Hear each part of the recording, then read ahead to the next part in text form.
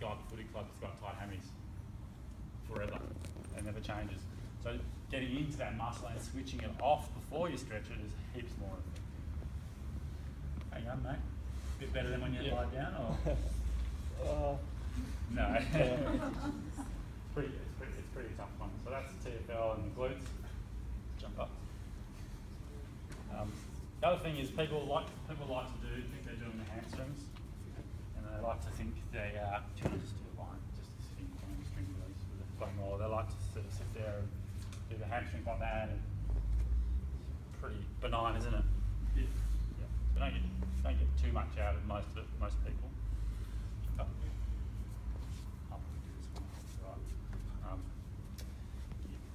It's probably a bit better. Actually, you do it. It's all right. Do you remember this one? Yes.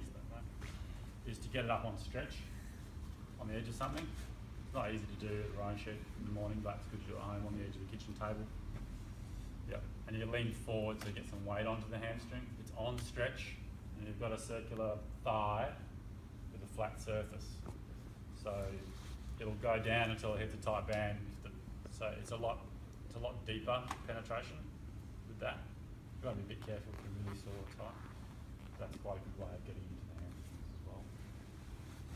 So foam roller. And all the classics, everyone's seen ITB foam roller work down the side here. You know, I want to go through it. It's pretty common. Yeah, so the self-releasing is pretty important. Now, these things here, these double balls, because they're obviously the same height on both sides, it's really good at being like a self-physio, because if I see a lot of people with these diagonal patterns with rowing and the sweep rowers, so they might have right lower back, left middle back, right upper back tightness. So what will happen as you roll up and down your spine on this is that you think you're tight somewhere, but this will tell you that'll go, because you'll be pushing the even weight on both sides, and one side won't be giving. So it will do your right lower back, your left middle back, and your right upper back without you even trying to feel or think about it. It just does it. So it's really handy of keeping you out of my rooms, out of the physio room, and keeping you rowing. All right. And it's as easy as getting 2 tennis balls. All right. It's not expensive. So you'll find some people balk at it. So you can even do it on a wall if it's too painful, and just work through. And you can bias if you want and turn, and then do it on the ground. Try to do it on the ground. Do a few different arm positions if you want. So you don't want to do it on your lower back, and you don't want to do it on your neck, particularly for the novices. Drop your head down. Yep. So you want to start with the arms across your shoulders position, because that wraps all that connective tissue in the back up nice and tightly. So you get more bend out of that position. And you might just sit on one spot to start with, and just because it's also getting both sides of the spine, it's forcing the spine into extension in general, whereas a single ball just tends to get a spot. Yeah. How you going, mate? Yeah, good. Yeah. And then when you get a bit better, and you've done it a while, Perry's done this a bit, you can go up and down and scan the back and find your tightest spot. You go, ooh, that one's a bit tight. I want to sit on that one spot. So find the tight spot in the upper back, mate. Got it? I've got pretty much the whole thing. Find a tight spot, drop your head down, and then you might play with your arm positions, go crucifix. Yep, and that gives you a nice pec stretch as well. And then you can do your arms over the top, which really works on extension. So you keep that gadget central? Yeah. For the line on the ground one, yeah.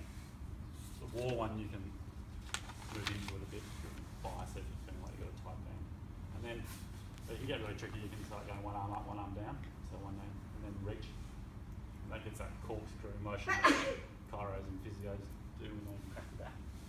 It's not trying to crack your back, it's getting a particular joint pattern. Right. So there you've got a few ideas for self-releasing. So there's whole booklets of that stuff. You can do calves, you can do the bottom of your foot, you can do the front of your shin, you can do your pecs, you can do your lats with the foam roller. It's all out there. Run out of time otherwise. So strength demands. It's an interesting topic, I suppose. It's a very broad topic. Yep. So what do we need for rowing? We need strength endurance. So So we need the ability to get through to 2,400 strokes roughly in a 20k session. So by definition we need our strength endurance because it's a very strength-loaded sport. The sequencing is important for rowing and the strength of rowing. So you need to have the hip strength to get through the catch. If you don't have that, if you are relying on other parts of your body, it's going to show in the stroke, as you would know.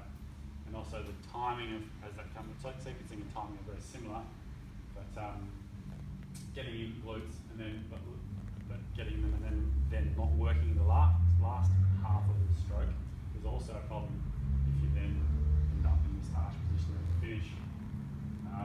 So in the gym, what I'm trying to say is that if you can get some strength out of the boat, then you can maintain the pelvis or get the pelvis and the back and the trunk moving in the right sequence and hold that over the full training session. So I personally do the deadlift. It's obviously a very, it's a fairly advanced exercise for young people, but it's very important for and very similar to the rowing stroke. So Perry, you've done a lot of gym in your day, so you just demonstrate like a, not a stiff-legged, just a normal deadlift. Yeah. So go down to mid-shin. So just stay there for a second. So probably, I'm not a strength and conditioning coach, but we'd like him, it's too light for him to balance it up with an Olympic bar, which is about 20 kilos. There, you can see the shoulder blade sits over the knee. The bar's going to brush past just past in front of his knee, and he's going to, like the rowing stroke, going to drive out of his hip and come up to vertical. It's not quite as compressed as a catch, but it's very much about getting the hip involved. Can you do a... So you see a lot of people, no, you bend your knees to start with. Oh, right. Straight knees and straight back. Yep. Do this. You see that a lot. See in the gym, you see it a lot, and then you see people doing it in the boat as well. It probably comes a little bit from trying to get young kids to get their knees down and then get the body swing, but what that's classically showing is a lack of integration of the hip into the movement. So they're getting, do it again. So he's getting his quads working, and then he's getting his back working, and then do it a little bit more subtly. So can you do it like more subtly? Still pretty obvious, but we see a lot of the time it's very momentary, and I'll get the hips in, but I'll get it in about a second or two late, and by that stage, hammies have gone on stretch, back, pelvis has started to tuck under, back's got bent, and then they've brought the glutes in and come up. So it's like in the rowing boat, you know, missing the early drive glute connection and getting glute connection in mid to late drive. So it's quite a good exercise to do, and as I've written up there, it's good technique at all costs to start with young kids and then bring up the weight as they get more competent. So what's an instruction to address that?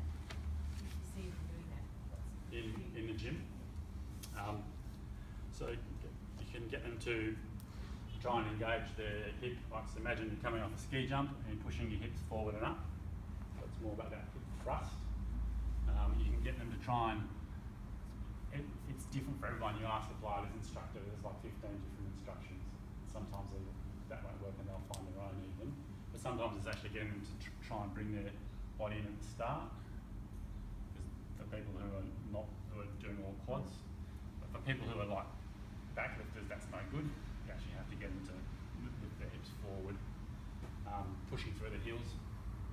Sometimes they're not engaged enough through their back, they're already rounded, so you have to get them to flatten out first and then they get the glute. So there are 2 or 3 things to try. Did you do that slowly?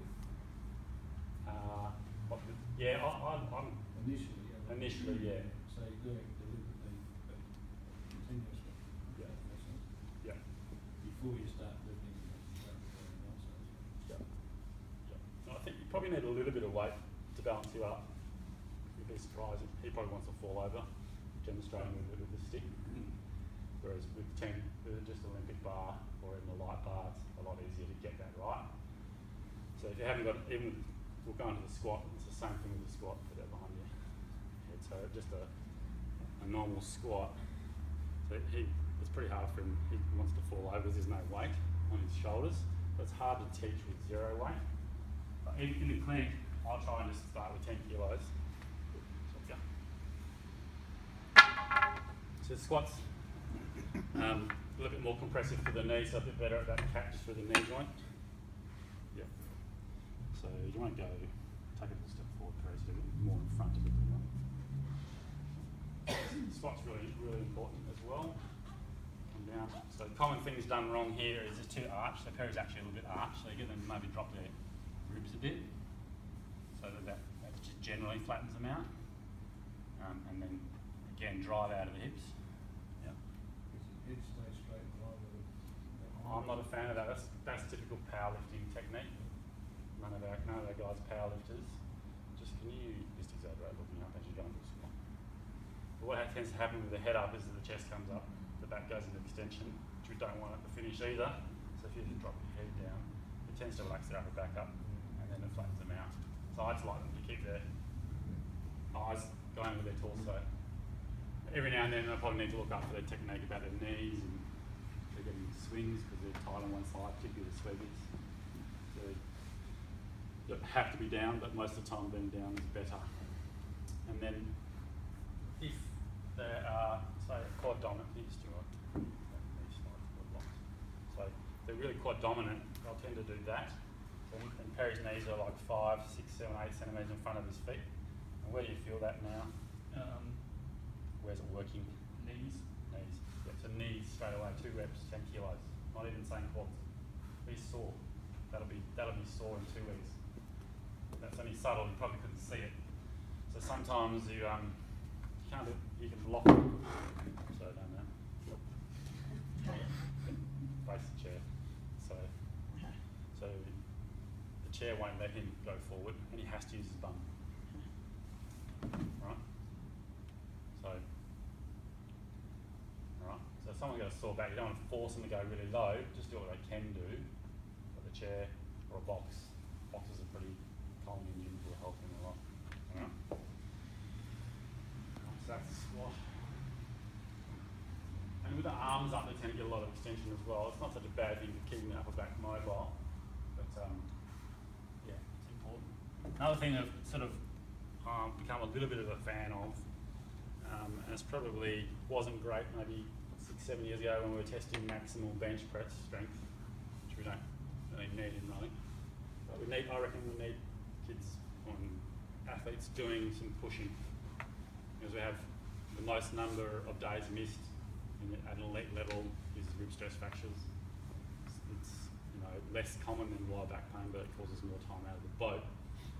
I think in our elite team after selections, not including one person who was already came in with a rib problem into selections, we had no missed time this year in an Olympic year under high isolated cycle. So, and that was partially because we had a lot more pushing done in the start of the year. So, sort of incline press, bench press. So we had some good pec. There's another muscle where you see on the guys, the male models that have this fingers of muscle on their rib. That's serratus anterior, and their obliques controlling the rib position. So it's a bit more balance between the muscles behind the shoulder blade and the muscles in front of the rib cage. So we're integrating that into some of our elite programs now, or I am anyway, over here at Naya. So, Jamie? How many times a week do you think is a good amount for gym? strength gain? Yeah. Well, it depends on what you want to do. So I would say 2 is a minimum. Yep. And 3 is probably enough. As in, you'll get better gain with 3, but you might have to sacrifice a little bit of time if you're doing 3 all the time. But I think that the waist guys do 3 almost all season. So and the AS guys do 3. That was my next question. All through the season, or do you, if you're going to prioritise it better earlier? Probably not. Yeah, early. The general prep. So last 4 weeks would be. So we've done up to 4 weeks pre-Christmas to build strength, then 3 weeks, and sometimes we go to 2 times a week. And Kim Crow's doing 4 sessions a week strength right through. So it just depends on what the athlete needs, but 4 is probably the most, and 2 is minimum. Most people do. Some countries do no weights because they do water weights, pull rope. But in Australia, a lot of us, we do 3, basically 3, 4 early in the season and 2 around international competition. So And sometimes it's a coaching decision, and I'm happy to be corrected, but if someone is short levers, lots and lots of bulk, they probably don't need as much gym as someone with really long legs, like not that you wouldn't necessarily load a lightweight up, but say if there was a heavyweight individual with Perry's dimensions who's not muscle bound, they're going to need a little bit more strength to get them, or more times a week to keep them. Like Kim's pretty tall for a female, so she probably needed the strength. She probably gears up pretty highly and goes out quick, so she needed that power as well. So that's why she's doing more. Trunk strength, probably running out a bit of time. There is also that other document which is working with a lot of work on the Swiss ball, so I'll just go through some main points from that. It's all there for you. Can you do Swiss ball curl? Curl? So you're sitting on here, so put your feet up against the chair. Right, so you're right. Put your feet up against the chair, down, bottom, just there. Get yourself 45 degrees on the ball, so get your bum further down the ball. Further. So the bottom is, the hips are lower than the knees, hands are beside the head like aye captain. The head stays bolted onto the torso, doesn't curl in front of the torso, and the sternum curls. So you go up and high. Okay. So the main thing here is that when Perry's just let that drop, just do 3 reps. He's a little bit shaky, right? But if I get him to tuck his bum under, so tuck under the other way, which is that position that you were talking about before, which we do want in this case, because we're going to take the hip flexors out of it, and now go. Would you say that's harder, Perry? Yep. So he's shaking a lot more, and he's a lot jerkier with that motion. As soon as you take his hip flexors out and we get into this position where we're using only the abs, it's a lot harder. That's a very specific, and you can do that on the floor if you need to. The Swiss ball just keeps you even left and right. So it's specific abs, and the upper abs has been the devil in the medical world, and then everyone wants to do lower abs for a long time. But in the rowing boat, when you get to finish, you haven't got upper abs, you're just going to pop. And you're going to load up and get an extension away back. You need to be able to control the rib cage on top of the forearm. Yep. So that's point 1. Point 2, sitting up on the ball, move the ball forward, keep your feet up against the chair. I'm going to roll this up. Yep. So lean back to the finish position and come forward. To the head, to the top. So a couple of areas you can either drop right into it and slump, which most people don't tend to do, so rock forward. Probably can't see his back very well, or they'll arch and they won't take their pelvis back, which is the same as what we were just talking about. He's got to get his pubic bone to come back with his sternum, so he's got to come back almost like a robot. So everything's moving at the same time. We don't want him to slump, and we don't want him to whip. That's particularly injurious when you have your pelvis forward and you let that come back at the finish. It's a bucket load of compression on the back. And then you get spasm in the lower back muscles and they can't get out to the catch. And if they get behind their torso, all these weights here, and they're trying to accelerate it, they come into the catch in a real rush, and stuff up the timing and the entry of the blades and everything like that as well. So, yeah. So that's almost like the only reason he's rocking back is because his pelvis is rocking back and the top of him is stacked congruent with his pelvis the whole time. Absolutely, yeah, that's exactly right. So there are 2 things that I like to work on with people. And then you can go through all sorts of permutations. You can just do some flat curls. You can get on the ball and do extensions, and you can do lower back extensions as well. But that's all in that document. That's not super technical in terms of the trunk. A couple of other pointers. Get you standing up. And then sit down on the floor, Perry. So one thing that's been underdone in the physio world and the rowing world is the hip flexor strength. So the devil when they're short, but they're sometimes short because they're weak. So you put your hands back so you're in the finish position, hands on the floor behind you. Yeah, good. And then your legs a bit straighter like you're in the bloke a bit more. And then I just want you to flatten your back out. Keep your hands back. And then I want you to lift your left knee. Perry's an elite rower. You can do that, no worries. Back down, other one. Good. All right, now lift both. So I would never see this in the clinic with anyone under 21. So what generally happens is that they lift this leg and the whole pelvis rocks back. Yep. So they can't keep this forward, can't keep it neutral. or they arch a lot because they want to use TFL in here, right? Which is exactly what you can do as you come off the catch. You have to use these muscles here in conjunction with the abs to get the body over. So, but it's a lot harder than lifting one leg. So, the final sort of progression for this would be having your arms off the floor and lifting both legs, which is bloody hard. I can't do it, so Terry's pretty bloody good. So could this be used as a variant of it for the dynamic stretch in the morning? That's more activation, yeah. Well, you're probably better off doing it in less. There's a lot of kids complain about their hip flexors being sore, or or becoming sore. So and they obviously do very little to activate them before they go out in the water. Yeah, it's a question of keeping them long and strong. Yeah. So that little circle we did at the start, that position, the downward doggy type position, pushing into that position uses them and activates them, and then this stretches them. So it's built into that. Yep. But in a strength training environment, you could probably start them in a perch position, just being able to hold the pelvis still, and then working towards more that position, and then increasing the difficulty by adding legs and taking arms away. Alright, and getting glutes on. Someone asked about how to get glutes on in a squat. Jump up on here, Perry, and I'll wind it up after that. But this is something I would do a lot of the day as well. Can you just lift your bum up, back, so higher. So this is a commonly given glute exercise. Perry's knees going out to the side, so he's not using his lower glute, which we want. He's using his upper glute, which is going to make him tight. Catch. He's got his feet too far away, come back down. So he's using his hamstrings, probably going to cramp in a second. And he's actually pushing up with his back muscles to it again. So even though I've corrected everything like that, this is working like heaps. Where do you feel that working? Yeah, pretty much. In his back. Right? You're not getting any glutes out of that at all. You can do 1,000, he's not going to get stronger. If he flattens his back out, and then smash your feet through the floor. Where are you feeling that? Still on your back. It's glutes. Glutes, yeah, so glutes. So flatten the back, push through the feet. Because the glute is actually connecting the leg into the bottom, it's nothing to do with your torso.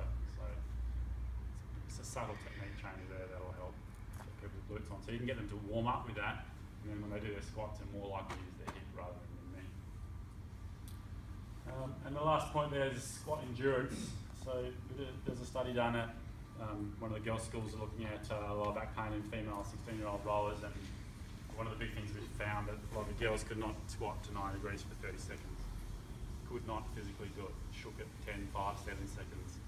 And then so when they're in their normal life, when they go to pick up their bag off the floor, for instance, because they've got no leg strength, and by 3 o'clock they're doing this. Whereas when they're strong, they're doing this. They're using their legs. So sometimes even just getting them to go into a half squat, 6 by 30 seconds, without arching, gets a lot of leg work. That's the main stuff. This is just an interesting photo. I thought very similar to a deadlift off a block. If you just flip the rowing boat on its side, and it requires a lot of glute strength, a lot of core strength to do that. So, any questions?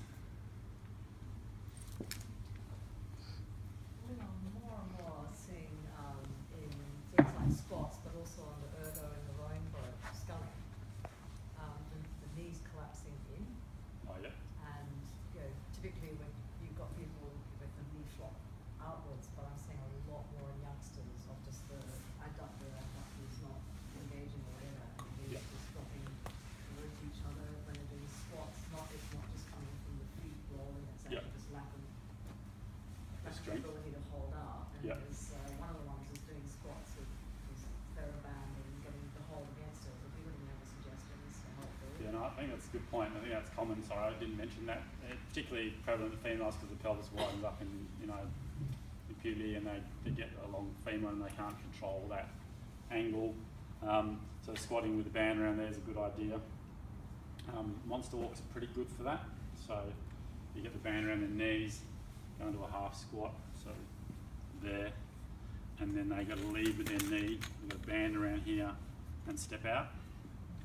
And they commonly will step out like this, which is defeating the purpose because they're just getting strong through the front, that naughty TFL muscle that we talked about.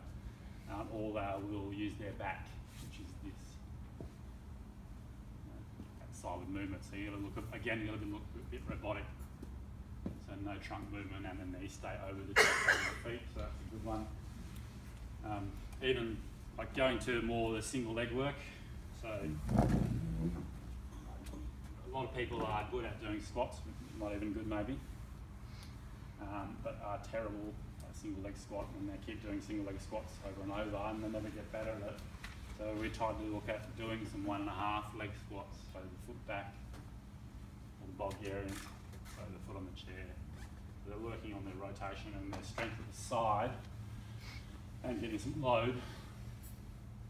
So it's those single leg work, the band around the hips, doing squats. Even the band, if the squats are too hard, it's on the box, so they can really pause, get their knees out and focus on their knee position rather than worrying about dropping the weight.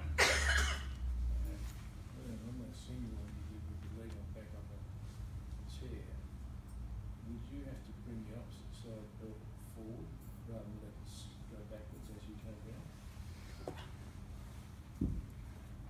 Pretty rushed demonstration. So what was the question? So when you go down now, is there a propensity for you to turn to your left as you come down? If you're tight, yeah. Yeah, unless you concentrate on keeping the ball. Yeah, you need to have the glutes on. Yeah. But you need to have range in your quad and your flexor, which is, otherwise they'll just tip you forward and pull you around. That's what I was getting at. So that's got to come forward, isn't it? Yeah, it's got to stay square. Headlights. These two bones are headlights, and they're going to stay forward. Yeah. You want to be sitting back into it. Yeah. We do it in front of a mirror so they can look. They have to see what they're doing and they can then correct it. Oh, the mirror is just, I know it sounds crazy, gyms and mirrors and bodybuilders and egos, We but don't use it for muscle size like bodybuilders. every room in our physio clinic's got a full length mirror. Every gym, every good gym, I'm saying, like, I just get people just looking at their technique all the time. Hips back, kidneys square. Would you prescribe in young teenagers a greater focus on the glute strength development over the core? Yeah, I mean, the whole concept of core, notice I haven't actually used that word in any of my slides. I've only used trunk because it's probably came out of this body of research 20 years ago about these deeper muscles, and a lot of it's been poo-pooed a little bit. So my idea of the core or keeping the trunk stable starts with, its glutes. So yes is a short answer, and then abs as well.